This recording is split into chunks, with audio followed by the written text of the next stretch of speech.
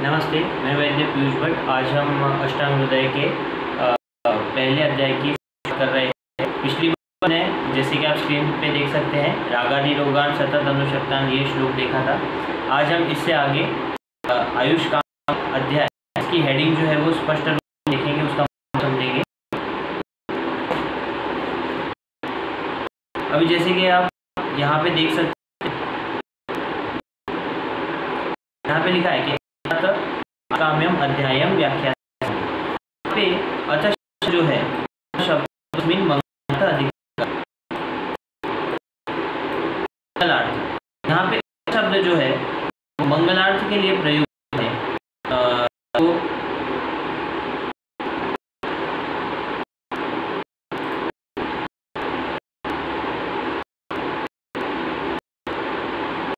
अथ जो है यहाँ पे मंगल के लिए प्रयुक्त, मंगलार्थ के की भावना से उसे यहाँ पे बोला गया है।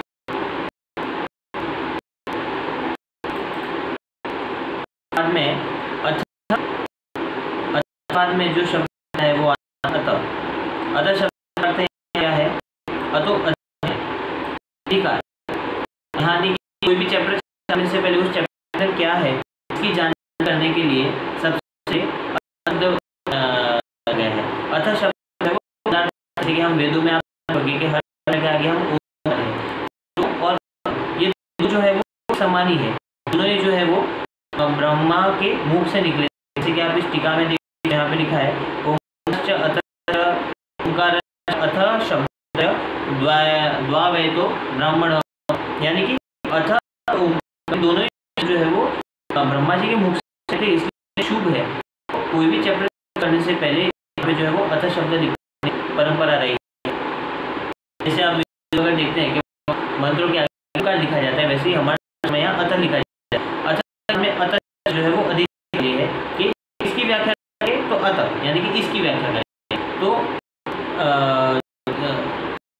जो चैप्टर नाम है आयुष में कैसे पढ़ा?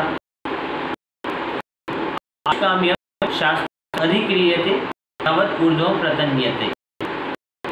तो आयुष अधिक्रिय कि ये शास्त्र का जो प्रयोजन है वही आयुष्कामी है। यानी आयुष्कामी यानी कि क्या कि सबसे पहले तो आयु की डेफिनेशन आपको पता होनी चाहिए। इसके लिए डेफिनेशन क्या है? शरीर, इंद्रिय और इसका संयोग। तो ये जो है ये क्या है? शरीर, इंद्रिय, आत्मा का संयोग, उससे आयु है। अगर इसमें शरीर को कुछ हो जाता है, इंद्रिय को हो जाता है, आत्मा को हो नहीं सकता, वो निराली होती है, और संयोग अगर इनका जो कॉम्बिनेशन है वो अगर डिस्टर्ब हो जाता है किसी भी कारण से, एक्सटर्नल कॉज है या इंटरनल कॉजेज से, तो इससे क्या होगा कि आप एज लिमिट है, जो प्रॉपर्टीज है, जो फुल एज है वो डिस्टर्ब होगी और वो एज कम हो जाएगी। नॉर्मली करीब जो है इंसान साल जीते, लेकिन अगर इसमें सब के अंदर कोई आ गई, के अंदर कोई आ गई, तो आप 100 साल जी क्या नहीं जी, जो है हो जाएगी, कम होगी। इसलिए जो हम पढ़ते हैं वो इसका आयु का ही वेद है। तो जिसको नहीं है, प्रश्न क्या पूछेगा? अगर हम बिना किसी के आयु जी आयु तरीके से जी है तो उसे क्या क्या करना है? तो उसको हम क्या कहते हैं? आयुष कामना, यानी कि जो आयुष कामना करे उस आयुष कामना कहते हैं। तो उत्तर जो हमें कहाँ मिलेगा? आयुष कामी अध्याय मिलेगा। कामी यानी कि ऐसी आयु के लिए जो चीजें जरूरी है उसका जहाँ पे है वो आयुष का अध्याय है। बरोबर? जैसे कि यहाँ पे देख सकते हैं कि आयुष कामी अध्याय जो है वो यहाँ पे उसको अभी अध्याय देने का एक जो है वो महर्षि चरक ने बताया हुआ है। आप जरा सा लीजिए, मैं आपको उसे दिखा देता हूँ।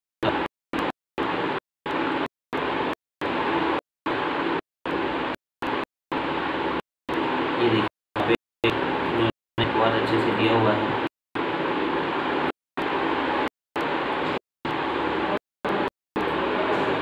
अधिकृत नाम संज्ञा प्रतिष्ठिता, यानी कि जो अधिक यानी जो मुख्य विषय है, जो अधिकृत विषय वर्णित गया है उसी के नाम जो वो अध्याय होता है। तो यहाँ पे जो ये आयुष वेद है, उसका वेद संबंधित जितने विचार है वो इस वेद के अंदर है। तो इसके अंदर वर्णन किया जा रहा है, आत्मा पुरुष के लिए किया जा रहा है, इसलिए इस अध्याय का जो है वो आगामी ऐसा रखा गया है। तो जैसे आप देखते हैं कि वहाँ पे जीवती ऐसा चक्र का नाम रखा गया है, वैसे आयुष का रखा गया है।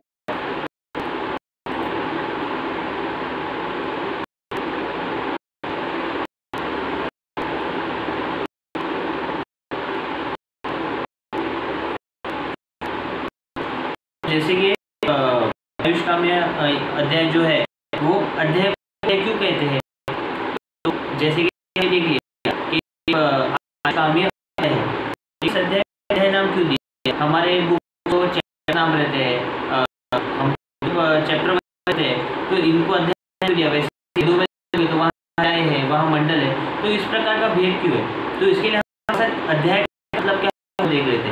जैसे कि हम जो वर्ड्स को जो है वो सिंगल वर्ड को जो है वो जोड़ते हैं, और वर्ड का जो ग्रुप होता है उसे हम क्या कहते हैं, सेंटेंस कहते हैं। उसी प्रकार संस्कृत वर्ड्स को पद कहा जाता है। क्या कहा जाता है, पद।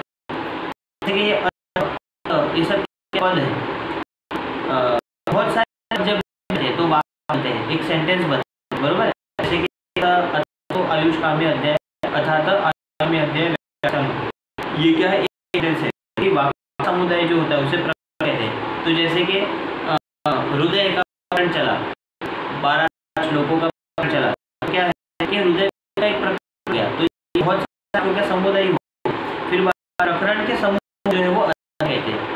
बहुत सारे प्रकरण जब एक साथ मिल जाते हैं तो कहते हैं।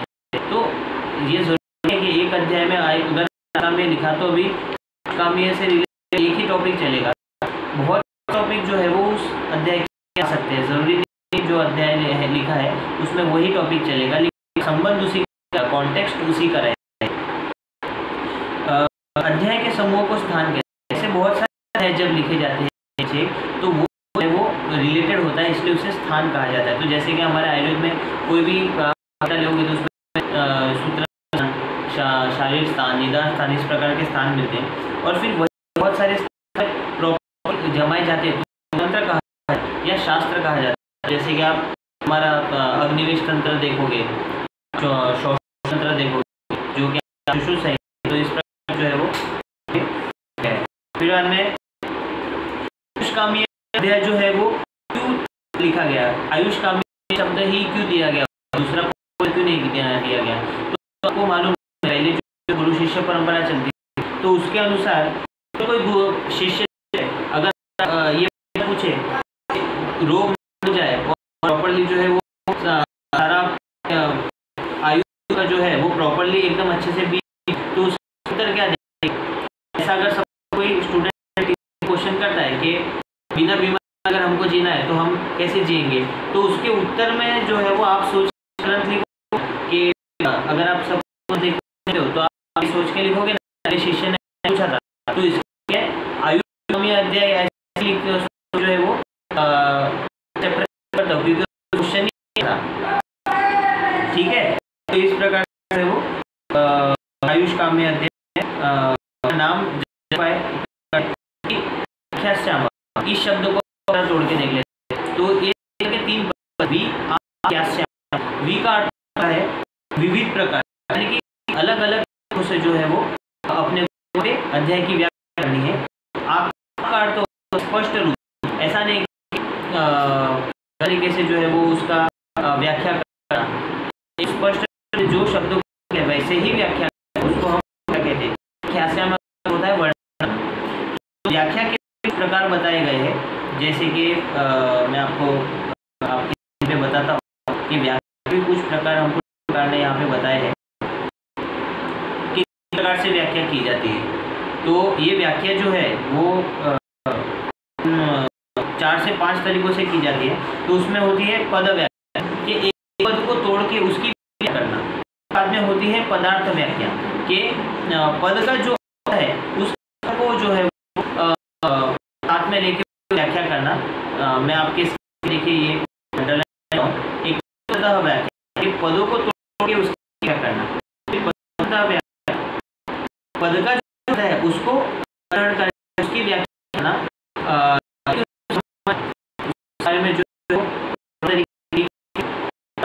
प्रयोजन, जैसे पढ़ेंगे आयुर्वेद के प्रयोजन का जो है वो आयुष का कारण क्या है, उसका आयुर्वेद का प्रयोजन क्या है, उसे कर वो व्याख्या करना। फिर हमें व्याख्या यानी कि करना, शास्त्रों में चीजें हैं उसकी प्रश्न कर वो व्याख्या करना, और परिहार यानी कि उस शंकाओं के उत्तर के स्वरूप में व्याख्या करना। इस प्रकार व्याख्याओं के जो है वो कुछ अपने को टीका करने आता है। अभी आप नेक्स्ट देखिए,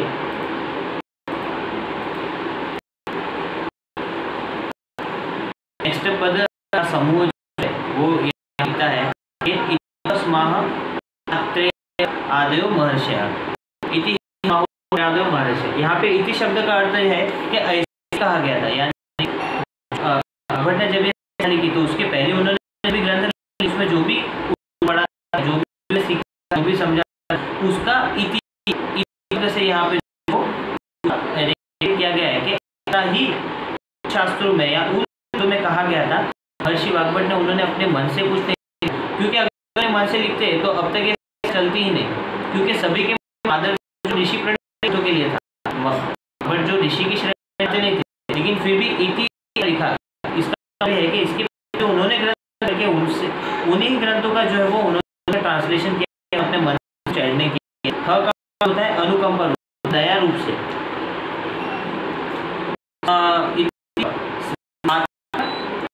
आत्रेय यानी कि अत्रि के पुत्र, उनको ऐसे संज्ञा दी। आप जैसे चरक संहिता में देखते हैं कि महर्षि सब जगह पे हुआ है, महर्षि आत्रेय जो है वो संहिता में सब आपको उपदेश में, तो ऐसे आत्रेय जो का उपदेश वो वाग्भट जी ने पढ़ा है और फिर अष्टांग लिखी है, और उन्होंने अपने मन का कुछ ऐड नहीं, जो गया था वैसे ही ऐड किया है। लेकिन उन्होंने क्या चेंज किया है, कुछ तो चेंज, क्योंकि शब्द जो है एकदम सेम नहीं है, तो उन्होंने चेंज किया है। तो इसके लिए मैं आपको बताता हूँ,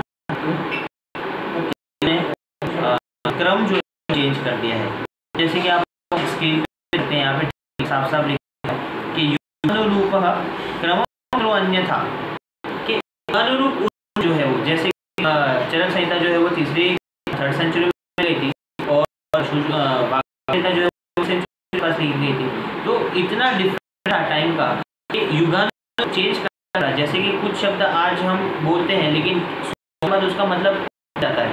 100 साल शायद अगर हम डिक्शनरी ना बनाए तो 100 साल आने वाले लोगों को उस शब्द का मतलब भी समझ नहीं आएगा। तो इसीलिए युगानुरूप हमेशा संहिताओं को या नई संहिता लिखते हैं, तो युगानुरूप वो पुरानी संहिताओं को इस प्रकार से जरूरी है, वरना क्या होगा कि इतना गैप होने के बाद कुछ शब्दों का अर्थ जो हम समझ नहीं पाएंगे, और अगर ऐसा है तो हमें संहिता भी समझ में नहीं आएगी। तो युगानुरूप यानी उस समय में शब्द प्रचलित या जो पता थे उस अनुसार की का, इसलिए युगानुरूप ने सिर्फ क्या किया, यानी हम बदल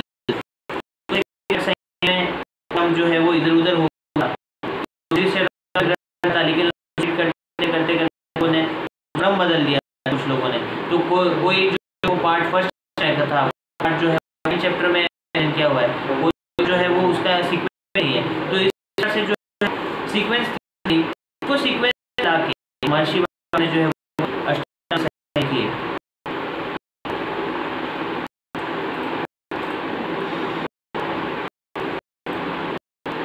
तो फिर बाद अपन अभी नेक्स्ट श्लोक जो है वो पहला श्लोक मुद्दे का जो है वो देखेंगे।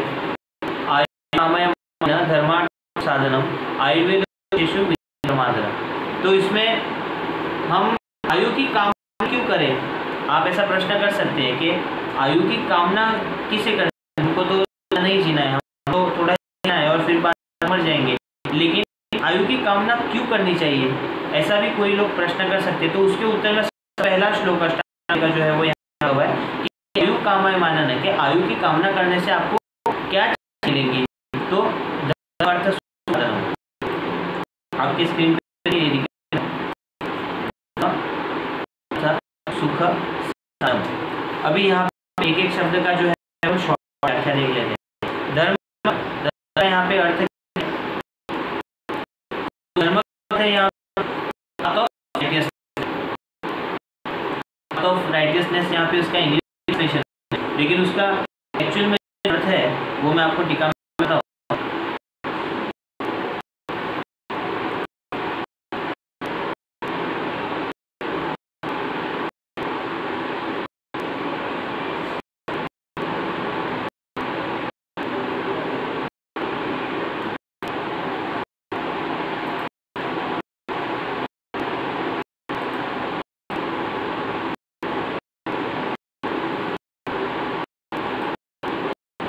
देखिए यहाँ पे अंडरलाइन कर, वो धर्म डेफिनेशन है, यानी कि जो लोग के द्वारा धारण करता है वही है, लोग से धारण करते हैं वही होता है। तो हम देखते हैं मैक्सिमम अच्छा अच्छी करते हैं, कोई भी चीज़ नहीं हो, कोई भी खराब चीज़ भी ज़्यादा टाइम तक फॉलो नहीं पाती, हमेशा अच्छी चीज़ ही वो हमेशा फॉलो होगी। इसलिए धर्म जो लोग जिसका आचरण करते हैं वही होता है। ऐसा नहीं कि आचरण कर नहीं, जैसे शराब पीना, ये लोग आचरण करते नहीं है, लेकिन हम लोग जो है वो शराब पीने को, तो ये जो है ये धर्म है। तो इसका धर्म है कि लोग जो आचरण, लोग जिसे धारण रहे हैं वही जो क्या होता है धर्म है। लोग जो है हमेशा आचरण करते हैं, इसलिए आप इंग्लिश ट्रांसलेशन देखोगे यहाँ पे वो उन्होंने सही है जो कि लिखा है फॉलोइंग द पाथ राइटियस। अभी अर्थ का अर्थ होता है मनी इन वे, ऐसा लिखा है। अर्थ होता है कि विषय क्या है, उस जो भी विषय ले रहे हैं, जो भी आप भोग कर रहे हैं वो उसको हम अर्थ कहते हैं। तो आयु कामय माने न धर्म अर्थ का भी जो है आयु ही है। अगर आप जिंदा है, अगर आप बिना किसी के आप जी रहे हैं तो आप जो है वो कमाते हैं, तो आप अपनी इंद्रियों से अर्थों का उपभोग करते हैं। जैसे कि आपको अगर खाना अच्छा लगता है तो आपकी जीभ रसनेंद्रिय है वो रस का ग्रहण कर सकती है। अगर आपको अच्छा लगता है तो आप जो है वो आप ग्रहण कर सकते हैं। आपको देखना अच्छा लगता है तो आपकी आँख जो है वो देख सकते हैं। कब हो सकता है जब आयु शरीर तो आत्मा का सहयोग, इसमें से शरीर गलत हो गया या इंद्रिय विकृत हो गई, वो भोग नहीं हो पाएगा। आयु उद्देश्येषु विद्यमानः, तो आयु का माने ना धर्मार्थ के, अगर आप आयु की कामना करोगे तो आपको धर्म अर्थ और सुख साधन है वो आयु की कामना चाहिए। फिर ये क्वेश्चन आएगा कि तो इसके लिए हमें क्या करना चाहिए या करना चाहिए। तो आयुर्वेद वेद है उसे आयुर्वेद, तो इसीलिए आयुर्वेद में जो उपदेश दिए गए हैं उसके आपको परम आदर प्रॉपर यानी कि हाईएस्ट फॉर्म ऑफ रेस्पेक्ट जो है वो आपको आयुर्वेद के उपदेशों के लिए रखनी चाहिए। तो आपको कामय माने आयु की कामना जो है वो आपकी वो सिद्ध हो जाएगी और धर्म सुख जो है वो रूप में मिल जाएगा। अब जैसे कि आप चरक में देखेंगे यहाँ पे लिखा है अर्थ काम क्षणाम आयुर्वेदम उत्तमम, बराबर कि धर्म अर्थ काम और मोक्ष चार से जो है वो आयुर्वेद के मूल है। अभी देख सकते हैं कि वहाँ पे अर्थ काम मोक्ष है और यहाँ पे लिखा है कि धर्म अर्थ सुख साधन। तो ऐसा क्यों यहाँ पे काम और मोक्ष क्यों नहीं लिखा है, लेकिन यहाँ पे इन्होंने डिस्क्रिप्शन में काम और मोक्ष दिया है भले, लेकिन श्लोक में उन्होंने सिर्फ सुख लिखा है। तो आप चरक संहिता में अगर प्रॉपरली देखेंगे तो जो है एक जो होता है वो क्षणिक सुख है। क्षणिक सुख यानी कामना यानी डिजायर्स। क्षणिक सुख जो होते हैं वो कैसे होते हैं कि वो फॉर द टाइम बिंग आपको सुख का अनुभव देते हैं, यानी कि a feeling of happiness comes only for limited period of time. लेकिन उसी की जगह पे अगर आप मोक्ष की तरफ जाते हैं, अगर आप परमानंद को प्राप्त होते हैं तो आपको जो है वो दुख का अभाव हो जाता है, यानी कि आपको दुख पता ही नहीं चलता, आप हमेशा ही सुखी रहेंगे। तो ऐसे सुख को जो है वो हम क्या कहते हैं, मोक्ष ही कहते हैं। तो इसलिए यहाँ पे एक शब्द सुख से दोनों ही चीज़ जो है वो ग्रहण में हो जाती है, ऐसा चरक संहिता में वर्णन आया हुआ है। तो इसलिए यहाँ पे उन्होंने काम मोक्ष ने लिख के धर्म अर्थ साधनम इस प्रकार है वो वर्णन कर दिया है। अब यहाँ पे आयुर्वेदेषु परमादर, तो आयुर्वेद के उपदेश क्या, तो वो उसका जो मतलब है वो टीका में बता देता है।